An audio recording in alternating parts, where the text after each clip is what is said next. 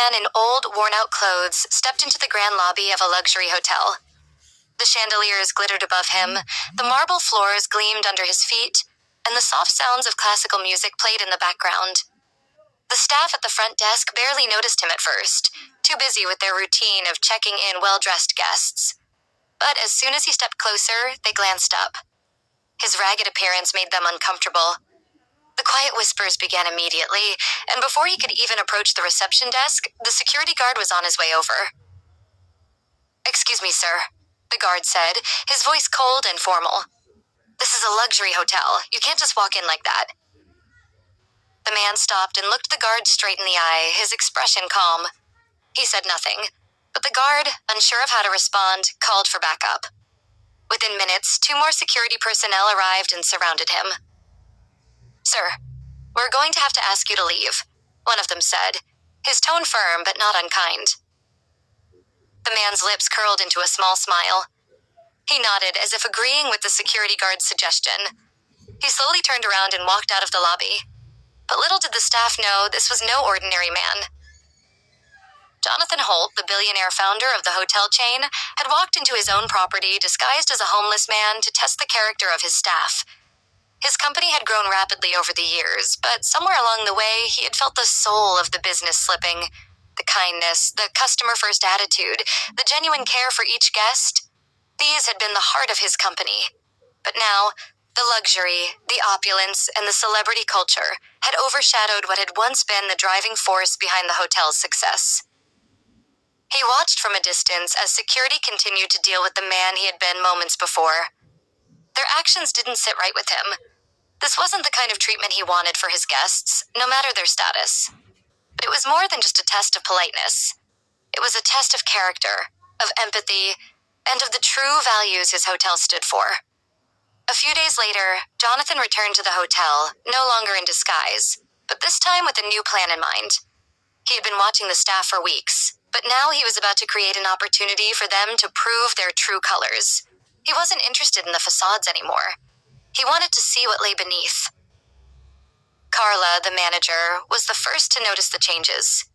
Jonathan had quietly instructed his team to put into motion a series of incognito guest visits. These guests would look like anyone. A family on vacation, a businessman with a few too many bags, a young couple on their honeymoon. But they weren't. They were all actors trained to watch how the staff treated them. Some were given simple tasks to complete, while others were put in uncomfortable situations. Carla had once been one of Jonathan's brightest employees. When she first started, she had embodied the spirit of the company. She treated each guest with respect, made every interaction personal, and went above and beyond to ensure people felt valued. But as the hotel grew in popularity, something changed in her. She became more focused on meeting quotas, impressing the higher-ups, and maintaining the pristine image of the hotel. The personal touch she had once offered seemed to fade away. One evening, a guest, a middle-aged man in a faded suit, came to the front desk to check in. He looked exhausted, carrying just a small duffel bag and a worn-out coat. Carla looked at him, then at the long line of guests waiting to check in. She sighed and rolled her eyes, muttering under her breath. "Let's get this over with," she said, not even bothering to make eye contact. The guest, an undercover actor in the test, smiled weakly but said nothing. He handed over his ID, and Carla, without a second thought, typed it into the system. After a few moments, she handed him the key card, barely acknowledging him before moving on to the next guest. The actor was silent as he walked away, but Jonathan, watching from a hidden camera, felt a pang of disappointment. This was not the hotel he had envisioned. James, the head of security, was a no-nonsense type of guy. He had worked for Jonathan for years, and his professionalism was often the benchmark for the team. But recently, Jonathan had noticed James becoming more authoritarian. His interactions with guests had turned cold, and he seemed to see every situation through a lens of suspicion. One day, a young woman came to the lobby in a hurry. She explained that she had just arrived from a long flight and had left her luggage in the car, but needed to use the restroom before checking in. James, who was standing nearby, crossed his arms and stared at her without a word. "Do you have a room here?" he asked sharply. "No, I was just trying to—" "You can't use the restroom unless you've checked in," he interrupted. The woman looked around, confused and embarrassed. She tried to explain again, but James was unmoved. He pointed to the door, and she hesitated, visibly upset. She left without using the restroom, looking over her shoulder as she walked out. Jonathan frowned, shaking his head. This was not the hospitality he had built his brand around. James had treated her as if she were an inconvenience, a nuisance to be dealt with instead of a guest to be welcomed. Linda, the receptionist, was the final person Jonathan had his eye on. She had been with the company since its earliest days, and while her performance was initially stellar, she had recently become disillusioned with her work. She had begun to treat guests with impatience, especially those she deemed unsophisticated or out of place. One afternoon, a homeless man wandered into the hotel lobby. He was filthy, his clothes torn and ragged. He shuffled to the front desk, nervously asking if he could use the phone to call for help. Linda, who was at the desk, barely glanced up from her phone as she responded. "No," she said curtly. "We don't allow people like you to use our facilities. Please leave." The man, crestfallen, turned and walked away. As he left, he accidentally knocked over a vase on a nearby table, shattering it into pieces. Linda muttered something about needing to clean it up and went back to her phone, never once considering the possibility that the man might have needed more than just a phone call. He might have needed someone to see him. Little did Linda know, the homeless man was Jonathan Holt, the very person she had just dismissed. The following week, Jonathan called an all-staff meeting. He'd seen enough.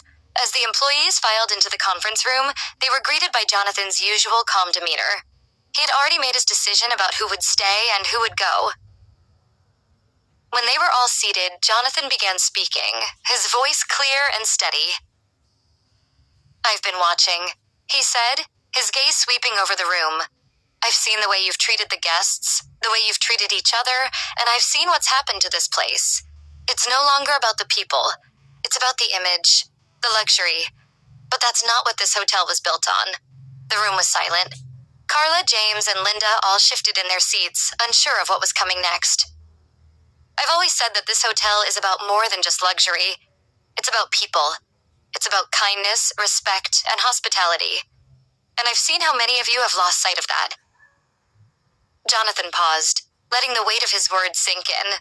Then he turned to Carla. "You're dismissed," he said, his tone firm but not unkind. "You've forgotten what this place is really about."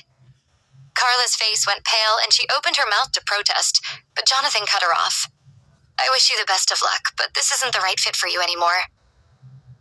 Next, he turned to James. "Your leadership was once impressive, but it's become authoritarian. That's not the way we treat people here. You're done as well." James, unable to hide his frustration, stood up to argue, but Jonathan raised a hand. "The same goes for you, Linda. Your treatment of guests has been unacceptable." The three employees were escorted out of the room, their faces full of shame and regret. But for the remaining staff, a new chapter had begun. Jonathan smiled as he turned to the remaining employees, those who had treated guests with kindness, patience, and respect. They were the ones who had passed the test. They had shown what it truly meant to be part of this hotel family. "You all are the future," Jonathan said, his voice warm with appreciation.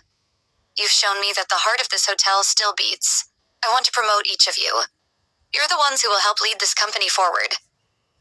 And so the hotel underwent a transformation, not just in its operations, but in its soul. Jonathan had taken a gamble, and he had found what he was looking for. The hotel would once again be a place where people felt valued, respected, and truly cared for. The rest of the world would never know about the test he had conducted, but the employees who remained knew the truth. Kindness, empathy, and integrity were the true luxury.